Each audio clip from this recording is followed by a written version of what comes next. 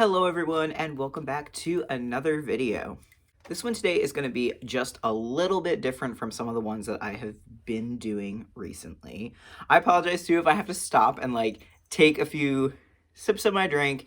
It's really early in the morning. I made really good hot cocoa for this with leftover candy canes that I had from Christmas that I just had to get rid of. But I needed something nice and warm and cozy while I talk about what I'm going to talk about today. So this is also the first video that I actually have a ton of notes for, which I usually don't do. I'll write down a few things that I know I definitely want to talk about and just check them over before I actually do my video and be I have to remember to touch on these things. But this is the first video that I actually have solid notes for, so go me. So today I don't exactly know how to classify this video. It's not a story time.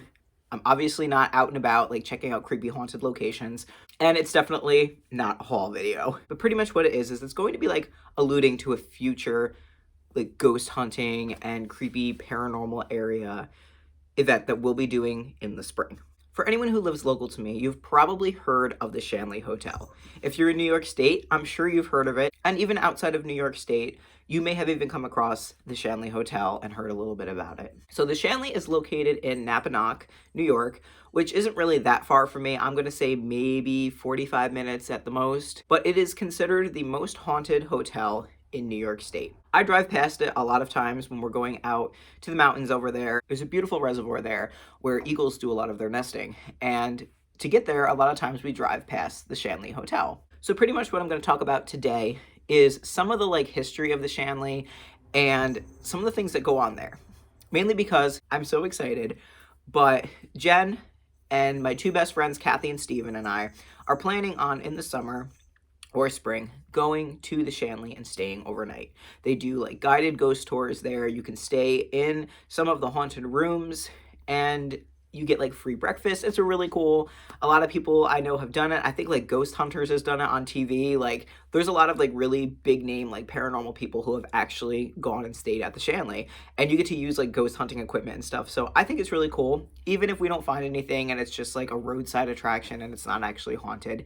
The hotel itself is actually pretty creepy looking, and I think it would just be fun to do as an overnight stay with my friends. You have to sign a waiver before you stay overnight. I'm pretty sure that the waiver is essentially if something happens to you, it's not on us. But at the same time, I feel usually those waivers are if you end up leaving in the night, you don't get your money back, obviously. But the big plus side to this is you still can come back in the morning for breakfast, even if you leave. And my friend Kathy's mom literally lives 15 minutes away. So if we get too scared and we can't stay at the hotel, we told her we're crashing at her house on the couch. So here's just a little bit of a backstory about the Shanley. It was built I think back in the 1800s, and it was owned by somebody who, he was a businessman, and he did a lot of business in the booze industry and moonshine and stuff like that. So one thing about the hotel that I think a lot of people are interested in and they like to explore when they do their ghost hunting and they stay overnight there is there's actually a secret basement to the hotel. The trap door to it is hidden in a closet. So that's kind of creepy. And I guess the basement stores a lot of his bootleg moonshine. So a lot of that was hidden down there. And I guess at one point, according to one documentation, I don't know if it was the local government or something like that, but they came and found his moonshine basement and raided it. Over the years, though, the big thing to note is that the hotel was a site for a lot of death. Not necessarily in the hotel itself, but in the surrounding area as well. Some of these were just accidents that ended up happening. Some of it were murders. Others were suicides. And some of it was just from natural causes. They say that in the hotel, there are a lot of different spirits that kind of make themselves at home and that you may run into if you stay overnight there. Some of them are modern ghosts. Some of them are very, very Victorian. And they say that sometimes you can hear music playing from some of the rooms that is from an era very far bygone. And they believe it's probably the Victorian ghosts that are up and listening to music. And they say that some ghosts are also from the 60s. However, aside from these spirits who seem to be pretty friendly and for the most part will just kind of play tricks on you according to people there, they do say that there is a very dark presence in some areas of the hotel and that dark entities have been seen. So here's just 3 of the ghosts that seem to make themselves known the most there, and who actually kind of have a history with the hotel and they're dying at the hotel. The first one is Rosie. Rosie is actually the daughter of the person who originally built the Shanley Hotel, the businessman who had his history in the booze industry. She was his young daughter, and she was actually playing across the street around a well, and she fell into it. She hit her head and died instantly. People claim that they can hear her laughter sometimes in the halls at night at the hotel, and also in her bedroom. Her bedroom is actually available as one of the rooms that you can stay overnight in at the hotel. It's actually a really, really cute bedroom, and it's the one I actually was looking at and interested in. So when I stay, I'm actually going to try and book Rosie's room because I just like the decor in there. I like the style, and in my opinion, this was a little girl who died from an accident playing, and if she's the only spirit that ends up haunting her room, I could deal with a little bit of children's laughter at night and her just messing around and playing with their things. I can deal with that. Children, I'm okay with. It's the dark spirits that I want to stay away from. So I think if we stay overnight there, I'm definitely claiming Rosie's room because I feel like she's a spirit that I personally could get along with.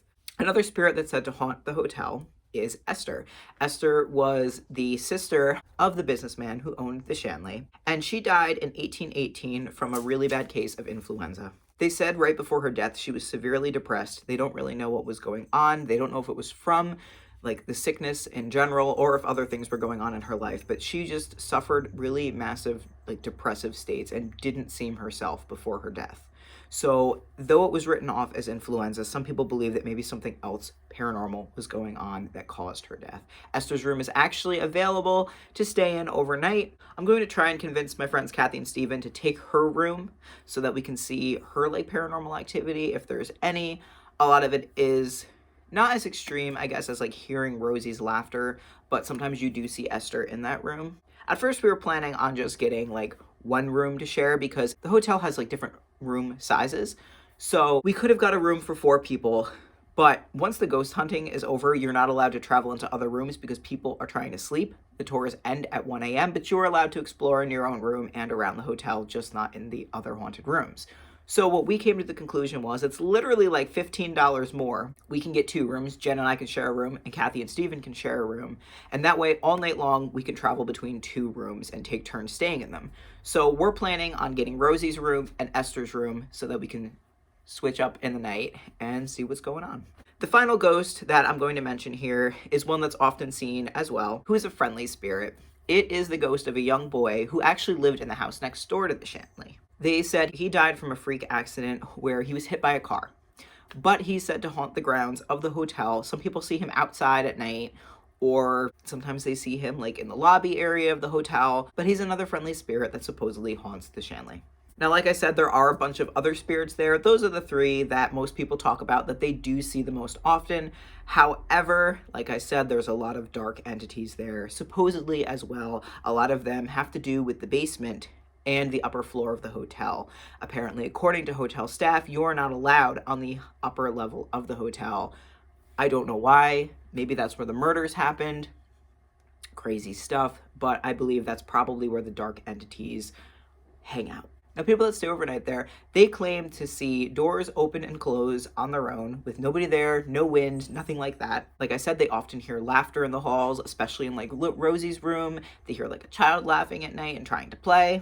They hear just voices, people talking when they're not there in the room. And sometimes people say that they're like poked and pinched by like nothing. Again, I don't know if these are like the friendly spirits just trying to play, especially the children. They come up, they poke you, or they could be the darker entities trying to touch you, which is really kind of creepy. Another thing is, like I said, you can hear music from some of the rooms. A lot of it is from like eras far bygone in the past. A lot of it is like Victorian era music, but people hear that playing at night. Also footsteps, that's really not uncommon in a lot of like haunted places. People say that they hear footsteps and like people walking around when they're not there. But I think the thing that's most interesting and kind of cool that people see is in certain hallways of the hotel, especially in the area where most of the haunted rooms are they see orbs of light in the hallways at night, which is kind of cool, and I think it would be cool to get on camera. I know a few people who have gotten on camera. If you search up like ghost encounters at the Shanley, you can actually see a lot of this information here on YouTube. Now, for more of the darker entity spirits that are supposedly haunting the hotel. People do come across them, and even if they don't see them, they're definitely aware of their presence. A lot of people who stay at the hotel claim that they feel a sudden sadness upon staying there. After being there a few hours, they just feel sad, they feel dread, very depressed. They don't understand what's going on. They don't know why. They could be having like the best day ever, and then all of a sudden just get this like deep pitted sadness. A lot of people also claim that in the night, sometimes they feel something holding them down in their bed. They don't know what it is, but it gets very hard to sit up. They sometimes can't sit up, and it just feels like someone holding them down. Obviously, children and like playful, friendly spirits would not be doing this, so it's definitely the darker entities that walk the halls at night that probably come into the rooms and do this. So like I said, this is something that me and my friends are definitely going to be doing in the spring or summer. I have been past the Shanley again recently. I contacted the owners and asked about room rates and everything. So we just have to figure out what day of the week we want to go, when we want to go, and then we can book our ghost hunting experience. And I'm really excited. The most sold out night of the year, though, is obviously Halloween night. Not just because it's Halloween and everybody's always looking for something fun and like scary to do on Halloween night, but because the original owner of this Shanley Hotel actually was born on Halloween. So the hotel holds a huge birthday party bash for him, and people say that the activity is crazy Halloween night, and a lot of it is because the spirits are invited to the party, and the activity is just high because it was the owner's birthday. Now, I think the hotel has actually only been able to stay in since 2007. It's been known as like a haunted building for a very long time, but I think the newest owners bought it in 2005 and they fixed it up into an actual like livable hotel in 2007. So it's really only been around for like the last 13 years that you've been able to stay in it. Like I said, most of the rooms in the hotel are available to stay in. They hold tours for like ghost hunting and everything. You can do the public tours, which is basically everybody that's staying in the hotel that night. You all get together on a tour from 8 p.m. till 1 a.m. and you get to go in all the rooms. You get to use the ghost hunting equipment and hear the history of the hotel and look in certain like areas where the activity is the highest. Or for a higher price, but this is actually kind of cool, you can do a private tour where they will take you and your group around in private and take you to some of the areas in the hotel that are not necessarily open to the public. Breakfast is served in the morning, so even if you have to leave during the night because you're really scared, they do have a really nice breakfast in the morning that you can always come back to and enjoy. And the nice thing is this area is really, really beautiful, like I said before. So if you are coming to New York just to stay at the Shanley, there's a lot to do in the area. You're not that far from New York City. And like I said, it's a beautiful mountain region. There's areas where the bald eagles nest right nearby, lots of really good restaurants, and it's just a gorgeous, gorgeous area. Now, the one nearby town, I'm going back there to do a video at some point, but the town is actually called Sundown. It is literally right around the corner from this hotel, and it is worth the drive. It's a very creepy little town. A lot of the buildings and everything are shut down there. I was there the other day, so unlike my last video where we hadn't been there in a few years and things got built up, this town is still very much either abandoned, very quiet. The few houses that are there are offset. They're actually across little bridges, so you can't get to them because they're all private and shut off. But it's a beautiful, beautiful and creepy town called Sundown. Now, it's called Sundown because the sun barely shines there because of the face of the mountain that blocks the sunlight. It's a lot of windy mountain roads. There are no guardrails or anything, so it's really scary. The roads are narrow and the trucks that fly through there are kind of insane. So if you go, definitely drive very careful. Please be safe, but it's really worth it. There is a lot of beautiful, beautiful streams there. There is moss that grows in this environment it's moss that I've never seen before, only because this little sunlight that is on that side of the mountain. Also, there are gorgeous waterfalls just everywhere across your drive. The face of the mountain is full of them. This time of year in the winter, it's especially gorgeous because the ice that comes off of the rock faces there is just so big, so thick, but it is gorgeous. I always said that this area reminds me of where the Fae would live. It's so secluded. It is beautiful, but I always feel like it's mystical, enchanted. The Fae live there. Be careful. Don't let them whisk you away. But at the same time, it definitely has its creepy vibes to it. And I'm going to be making a video once it's a little bit safer. Right now, it's really icy out, especially since we just got this snowstorm. But once spring starts breaking, I think we're going to go and travel through there, and I can show you guys the area because it's gorgeous, but at the same time, it does have that little creepy vibe. And again, the town is called Sundown. That alone kind of has its own little creep factor. Now back to the Shanley. Like I said, it's considered the most haunted hotel in New York State. Take it with a grain of salt. You definitely can see activity on camera. Like I said, if you search the Shanley Hotel here on YouTube, there's a lot of videos covering it, both from like ghost hunters, there's a lot of documentaries on it, covering way more of the history than obviously I talked about. But there's also a lot of videos of people going there and actually filming their experiences and interactions with the spirits there. So at the end of the day, there is video proof out there that there is some kind of energy that's left behind in this hotel and people have interactions with. So if you're interested, definitely just search it here on YouTube. You'll find a plethora of videos. But some people are still speculative about it and they have their suspicion. Like some people say, back in the day, you would never, ever say that your hotel was haunted. You would keep that a secret. You would keep it hidden because nobody would go to a haunted hotel. You would avoid that, like, more than anything.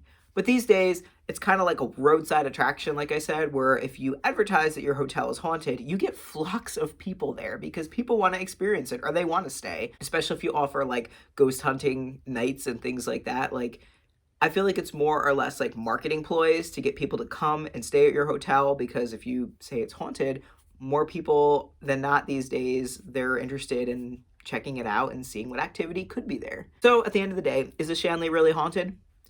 I think there's definitely some activity there. It's got a crazy history. There is video proof of a few things that have happened. I don't know the extent of it being haunted. I don't know if everything that they claim that happens there truly happens there, but it's worth checking out. So yeah, I will be going to the Shanley in the spring or early summer with my 3 best friends.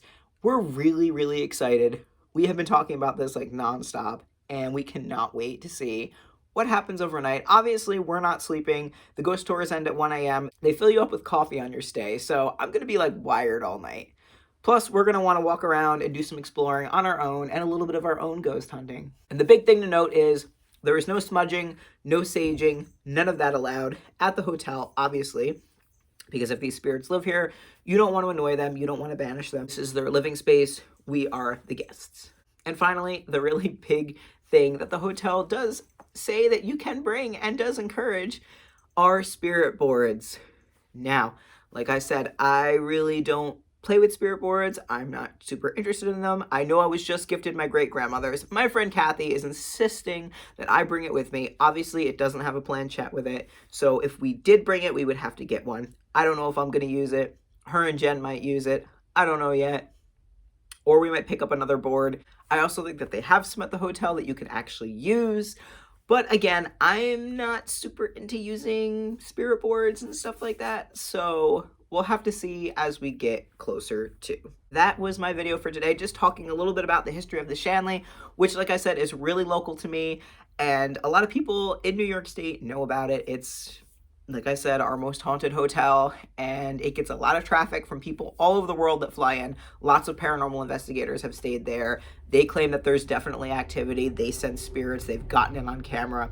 The best part is that the hotel does allow you to film there, so I definitely will be filming when we're there. I think I'm going to not film like during the actual ghost tour because that takes away from people who want to come and experience it firsthand. I think that just takes away from the hotel too, making money off of like the history and what they want to talk about on the tour. But when we go around at night and we do our own individual ghost hunting and use some of the equipment, I think I'm definitely going to record and see what we can find, especially if we end up splitting up. I know that's the number one thing you don't do, but if we go off in groups of 2, I'll definitely have Kathy and Steven recording on one end and Jen and I will record on another, just so that way you guys can get multiple encounters, and I'll just have to borrow their videos, mash them up, and it'll be cool. So if you guys liked this video, don't forget to give it a thumbs up and subscribe to my channel for more paranormal videos, either story times where we travel around to places or just talk about places nearby like this, which obviously we're going to go visit. As always, thank you for stopping by, and I will see you guys in the next video. Bye.